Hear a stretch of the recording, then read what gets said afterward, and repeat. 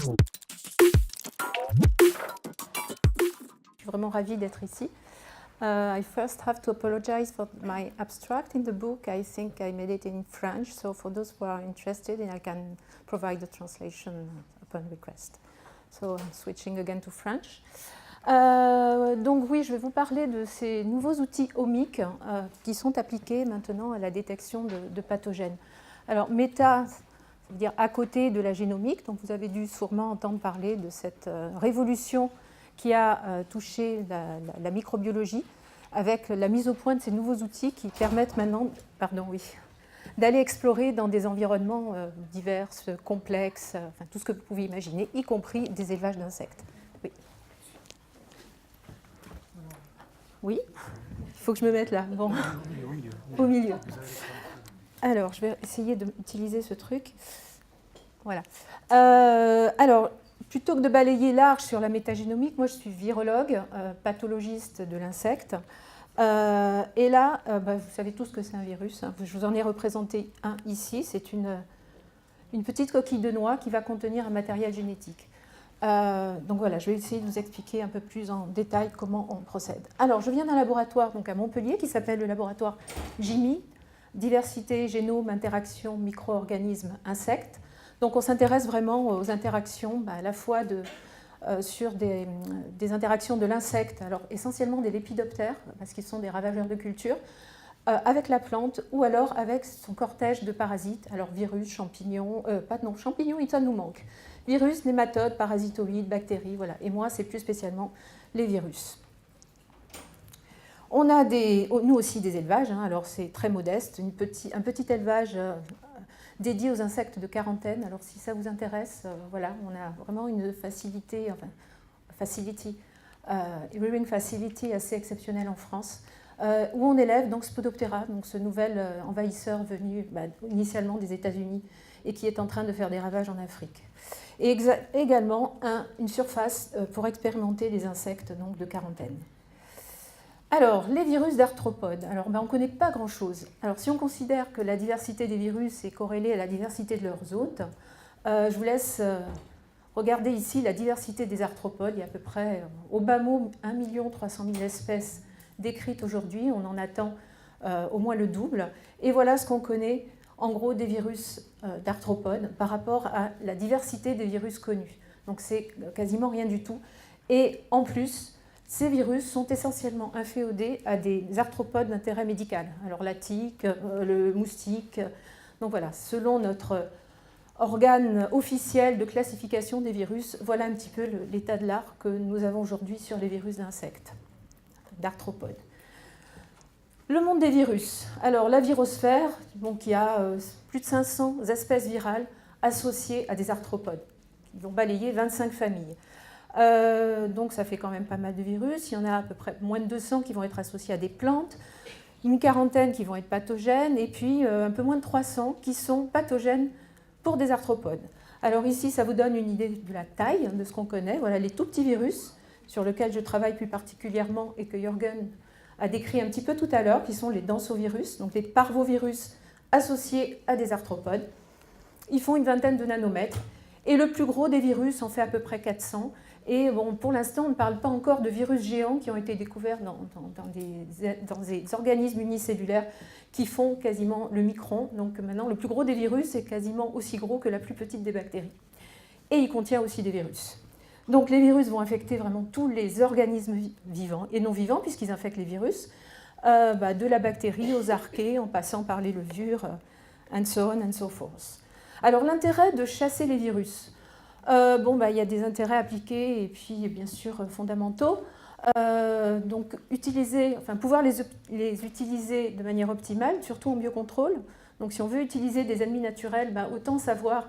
Jürgen a dit tout à l'heure que les virus d'insectes étaient spécialistes. Ce n'est pas tout à fait vrai.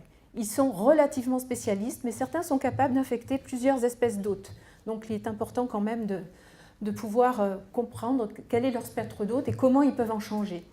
Donc voilà, contrôler l'assainissement, prévenir les épidémies, et voilà. Donc c'est important d'essayer de comprendre quels sont les facteurs qui vont permettre l'émergence de virus. en sachant que, bien oui, les virus sont parmi les pathogènes qui sont les plus émergents, à la fois chez l'humain ou dans les cultures.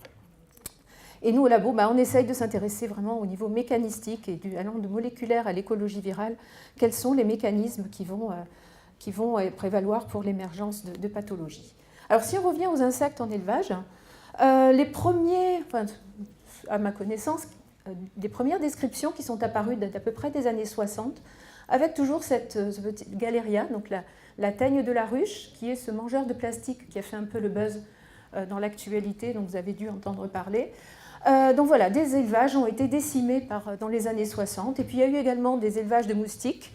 Jürgen l'a bien décrit tout à l'heure, les grillons, les criquets sont des êtres assez sensibles à différentes pathologies d'origine virale. Plus tard, on a trouvé également dans des environnements naturels, donc des épizooties en milieu ouvert. Et puis, dans les années 80, on a trouvé des virus, alors toujours ces densovirus associés aux arthropodes ou des élevages de crevettes. Donc ça commençait vraiment à être, tant que ça s'attaquait aux insectes dans la nature, ce n'était pas trop gênant, mais au moment où il y avait un intérêt économique, ça devenait un peu plus embêtant. Alors là, on a vu les bad guys, et depuis récemment, en fait, les virus sont devenus un peu des good guys. C'est-à-dire qu'ils sont de plus en plus associés maintenant à des effets bénéfiques. Alors, effets entre guillemets probiotiques, pourquoi pas. En tout cas, des infections virales permettraient de protéger les insectes d'autres types de pathologies, ce qui pose des problèmes, notamment en lutte biologique. Donc voilà, le rôle des virus, c'est good cop, bad cop. Donc, comment explore-t-on la diversité et la dynamique des virus chez les insectes? Alors, il y a deux types d'approches. Je parlerai au niveau moléculaire. Alors, le gros problème auquel on se confronte quand on travaille sur les virus, contrairement aux bactéries, c'est qu'il n'y a pas de marqueur commun. Les bactéries, elles ont ce gène, cet S, que l'on retrouve chez toutes les bactéries, plus ou moins avec une similarité de séquence plus ou moins étendue. Mais voilà, il y a un seul gène qui nous permet de pouvoir collecter toutes les bactéries. Nous, chez les virus, on n'a pas ça. Chaque famille virale va être particulière. Donc, on ne peut pas avoir quelque chose de pan-virus. Donc, si on veut trouver les virus, soit on va avoir une approche de pathologiste, on va aller chercher les pathologies, les problèmes dans les élevages, et on va faire de la purification de particules virales pour essayer d'identifier ces virus. Une fois qu'on a à peu près compris à quelle famille ils appartenaient, à ce moment-là, on peut mettre en place un deuxième type d'approche moléculaire, qui est la PCR classique, donc avec des amorces. On va aller décrire plus finement quelle est l'espèce virale qui est la cause de tous vos problèmes. Donc ça, c'était l'approche pathogène centrée. Une nouvelle approche maintenant permet d'avoir une description, une connaissance fine de la diversité des virus, c'est la métagénomique. Alors, pour ça, il va falloir partir de populations d'insectes, que ce soit des élevages ou autres. On va concentrer les particules virales et ensuite mettre ça dans la moulinette du séquençage à haut débit. Et ça va nous permettre d'avoir accès à ce qu'on appelle le virome, donc l'ensemble des virus qui vont être présents dans un échantillon donné à un moment donné, et donc par là à pouvoir étudier des aspects plus écologiques, de dynamique et puis de variabilité de ces viromes. Alors la métagénomique virale, donc la méthode, ça va être de l'échantillonnage à différents temps dans l'espace, donc là tout est permis, différents types d'environnements.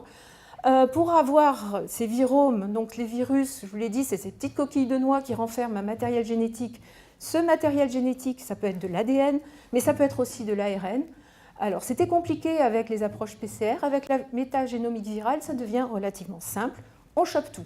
D'accord ?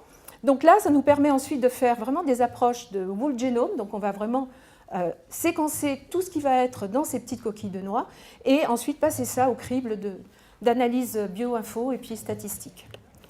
Alors, pour ça, nous, on a fait ça dans des champs cultivés, on a fait ça dans des prairies, mais vous pouvez envisager de pouvoir faire ça dans vos élevages.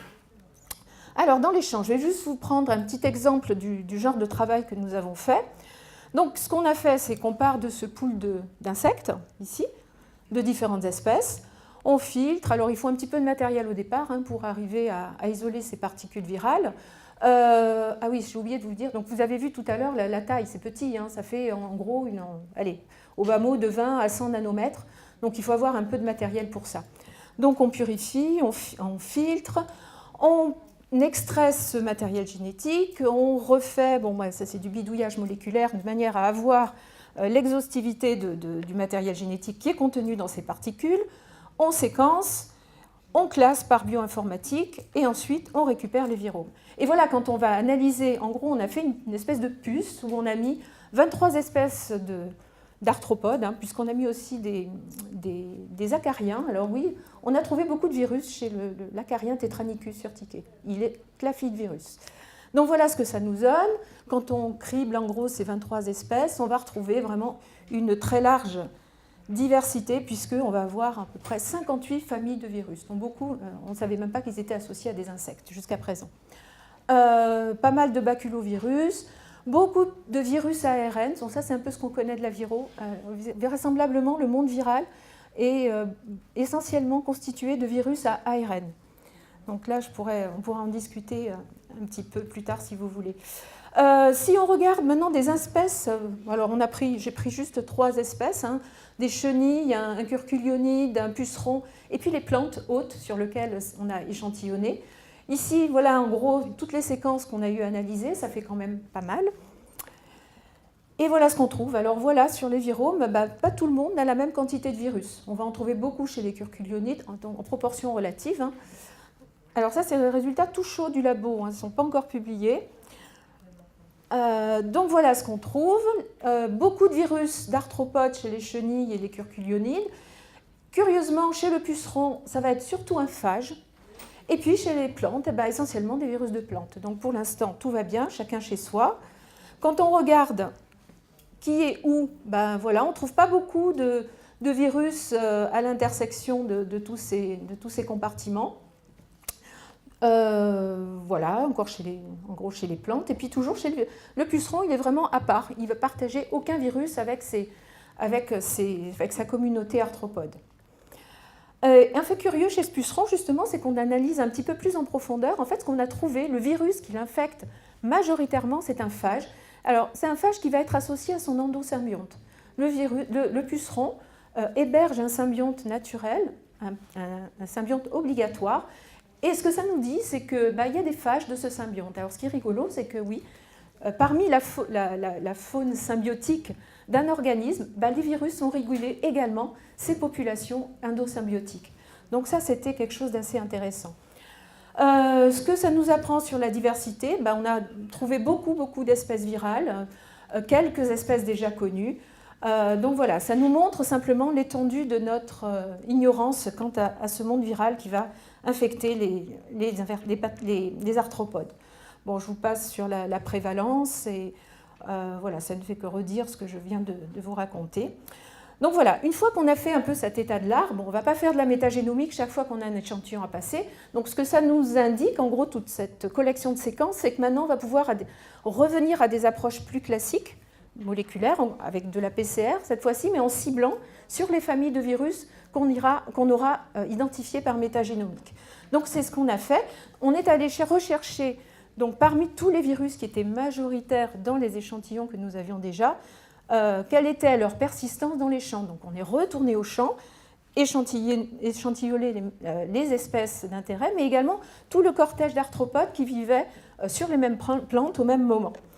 Et donc on a fait ça dans les environs de Montpellier, on est parti dans les champs avec nos filets, et on a fait ça sur 2 ans. Et on a retrouvé, rééchantillonné, donc ça fait encore pas mal d'individus échantillonnés. On a refait des PCR sur les virus d'intérêt, donc là on peut réamplifier mais des génomes entiers, donc on peut également reconstituer des virus entiers. Et maintenant avec les progrès de la biologie de synthèse, on peut faire synthétiser des virus entiers. Donc voilà, ça montre également l'étendue de cette techno. Voilà, on a retrouvé nos virus, voilà leur prévalence, hein, on a repoulé, recriblé à peu près 3500 individus, et puis on a retrouvé toutes nos familles virales qui étaient déjà, donc elles sont toujours là, sur les 2 années consécutives. Et un truc rigolo, c'est qu'on a retrouvé également tous ces virus chez les prédateurs de ces espèces. Alors vous avez eu le joli talk, maintenant vous connaissez tout, des relations trophiques, tritrophiques. En fait, on peut reconstruire des réseaux trophiques qui mangent qui. en retrouvant en gros les particules virales chez les insectes qui vont vivre en communauté. Et là, on retombe un peu sur des questions d'écologie. Qui vit où, pourquoi faire et qu'est-ce qu'ils font ensemble. Donc voilà, en conclusion, qu'est-ce que nous apportent ces outils? Alors, la métagénomique virale, la découverte de nouveaux virus. Je vous ai mis à la louche une idée des coûts. Donc là, on fait du multiplexage d'échantillons sur une plaque. En gros, on peut tester 100 échantillons, en sachant qu'un échantillon, c'est des poules d'individus de la même espèce. D'accord? Donc voilà ce que ça coûte à peu près pour un coup de sonde en métagénomique. Et puis ensuite, revenir à des approches plus classiques de PCR. Et voilà encore à la louche ce que ça peut coûter si on fait une plaque PCR de 400 échantillons. Donc voilà, ça vous donne en gros un petit peu les approches. Et puis voilà, du coup, l'idée nous est venue, si ça intéresse des gens, de développer ce type d'outils. Parce que bon, nous, c'est vraiment pour des questions relativement fondamentales et d'écologie. Mais voilà, si ça pouvait servir à autre chose, pourquoi pas. Donc voilà l'équipe des densovirus. Il y a un très fort biais féminin, comme vous pouvez le voir. Et surtout Sarah, qui a échantillonné notre matériel et qui va passer sa thèse dans un mois, qui a fait l'essentiel de ce travail. Voilà, je vous remercie.